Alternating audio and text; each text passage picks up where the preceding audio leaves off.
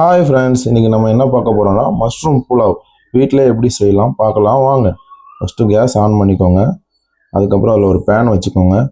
Pan சூடானதும் 2 table spoon key ஊற்றிக்கோங்க.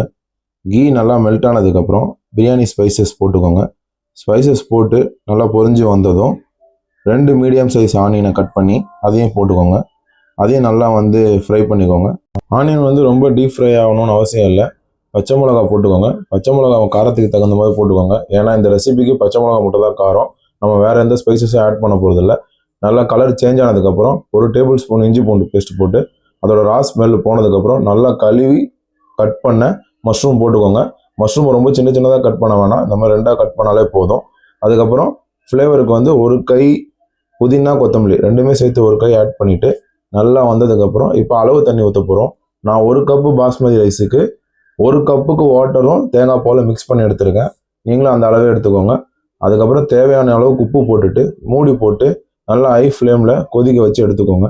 நல்லா கொதித்து வந்ததும் உப்பு செக் பண்ணிக்கோங்க. இந்த டைமில் தான் உப்பு செக் பண்ண முடியும், ஏன்னா ரைஸ் போட்டதுக்கப்புறம் நம்ம உப்பு செக் பண்ண முடியாது. ஸோ உங்களுக்கு உப்பு செக் பண்ணிவிட்டு உப்பு எப்படி இருக்கணும்னா கொஞ்சம் தொண்டைக்கு உரைக்கிற மாதிரி இருக்கணும். அப்போ தான் ரைஸ் போட்டோன்னா அளவு கரெக்டாக வரும்.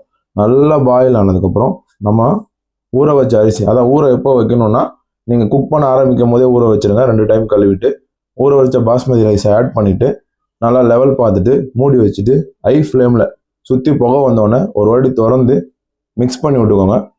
மிக்ஸ் பண்ணிவிட்டு திருப்பி மூடி போட்டு லோ ஃப்ளேம் வச்சுட்டு மேலே ஒரு வெயிட்டாக தண்ணியாவது ஏதாவது நீங்கள் எது வேணால் வைக்கலாம். வெயிட்டாக அந்த ஆவி வெளியே போகாத மாதிரி இருக்கணும். வெயிட்டாக வச்சுட்டு லாஸ்ட்டாக லெவல் பார்த்துட்டு இப்போ இந்த டைமில் நீங்கள் என்ன பண்ணணும்னா 2 டேபிள் ஸ்பூன் கீ ஊற்றிக்கோங்க. ஆப்ஷனல் தான், வேணும்னா ஊற்றிக்கலாம். 2 டேபிள் ஸ்பூன் கீ ஊற்றிட்டு முந்திரி உங்கள்கிட்ட இருந்தால் போடுங்க, இல்லைனா வேணாம். போட்டுட்டு க்ளோஸ் பண்ணி ஒரு 10 மினிட்ஸ் வச்சுட்டு அதுக்கப்புறம் ஸ்டவ் ஆஃப் பண்ணி ஒரு 10 நிமிஷம் ரெஸ்ட் விட்டு எடுத்திங்கன்னா உங்களுக்கு நல்ல வீட்டிலையே ஒரு மஷ்ரூம் புலாவ் சூப்பராக வரும். வீடியோ பிடிச்சிருந்தா லைக், ஷேர் அண்ட் கமெண்ட் பண்ணுங்கள்.